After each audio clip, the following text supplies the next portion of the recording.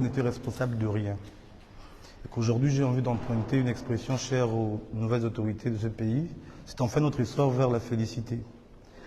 Nous avons pu noter une personne qui est responsable d'un certain nombre de faits, qui sur toutes les questions a été dans la dénégation totale. C'est-à-dire que même à l'appui des preuves qui lui sont présentées, il y a le refus de dire la vérité, le refus de se conformer au jeu de la justice, pensant toujours qu'on est dans le même système où on peut, parce qu'on a été femme de chef d'État, dire ce qu'on veut sans qu'on ait une once de vérité. Nous avons aussi, et ça c'est saisissant, constaté qu'il y a quand même des malversations de plusieurs centaines de milliards, juste pour le confort et la bonne vie d'une famille. Il est quand même étonnant de voir qu'on peut être dans une nécessité totale des faits qui ont émaillé la vie d'une personne pendant plusieurs années. Qui peut comprendre et qui peut croire qu'on est première dame d'un pays et qu'on puisse dire, pendant 14 ans, qu'on puisse dire qu'on ne connaît aucun Gabonais? Qui peut croire qu'une première dame d'un pays puisse affirmer qu'elle ne connaît le nom d'aucun Gabonais, donc elle ne peut rien proposer? Donc nous avons aussi été confortés par l'idée que toutes les accusations qui sont portées sur notre client depuis tant d'années ne tenaient sur rien. Et que les responsables des fonds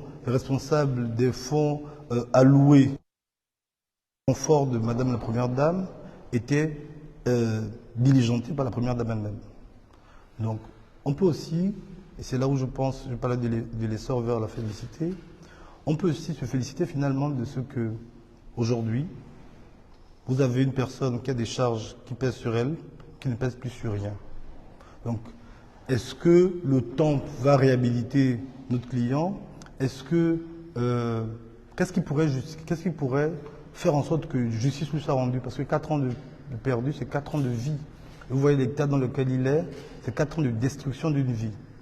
Donc, nous espérons et nous allons engager le plus tôt possible les procédures pour le réhabiliter simplement.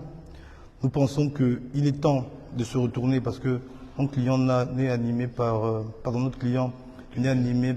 aucune haine, aucun esprit de vengeance. Là, en ce moment, la nécessité, c'est de qu'il se soigne.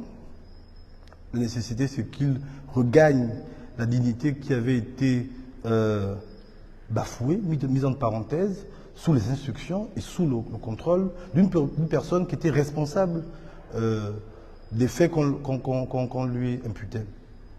Vous vous souvenez au procès de Patrici, lorsque nous avons évoqué le fait que les sommes d'argent qui pourraient sortir de la GOC étaient à l'instigation de la Première Dame, après notre interrogatoire, après notre confrontation, nous nous sommes rendus compte qu'il ne disait que la vérité. Et vous ne pouvez pas dire, sur la base d'un document, par exemple, d'un relevé bancaire qui établit clairement qu'il y a des centaines de millions qui sont sortis pour vous, dire je ne sais pas de quoi il s'agit. Bon, les Gabonais, ils se souviennent quand même que s'ils ont 100 000 francs qu'ils ont reçus un jour, c'est beaucoup et c'est important pour eux. Vous ne pouvez pas avoir reçu des centaines de millions et puis dire vous ne vous souvenez de rien. Voilà. Donc on peut avoir une certaine déception parce qu'on pourrait penser qu'à ce niveau de responsabilité, on peut quand même assumer les faits qu'on a diligentés. Maître, déni de vérité, apparemment, déni de personnalité finalement. C'est un déni de tout. Déni de vérité, déni de personnalité, c'est un déni de tout. Et, je ne sais pas si je peux dire ça, mais par exemple, même le déni du prénom. Les Gabonais ont connu pendant longtemps Sylvia Bongo. Aujourd'hui, on sait qu'elle s'appelle Sylvie. Et qu'elle ne s'est jamais appelée Sylvia. Vous voyez. Déjà sur ce point-là seulement, c'est la preuve qu'elle ne joue pas le jeu de la justice. C'est la preuve qu'elle ne veut pas que la justice soit faite. Et je veux remercier les juges qui sont là depuis le matin et qui ont quand même avec efficacité pu donner certains éléments qui lui permettaient à ce moment-là de dire la vérité, ce qu'elle a refusé.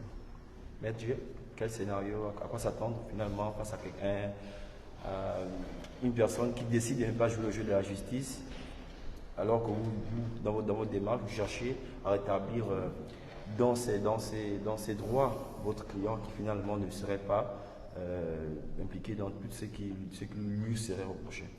Écoutez, notre rôle aujourd'hui, c'est d'établir l'innocence de notre client qui est au pénitencier de Libreville depuis 4 ans maintenant. Ça fera 4 ans exactement le mois prochain. Et la confrontation qui vient d'être faite a permis de mettre en lumière à la fois son innocence, mais aussi le fait qu'en réalité, depuis toujours, ce qu'il a toujours dit était la vérité. Et que par une espèce de, comment dirais-je, de masse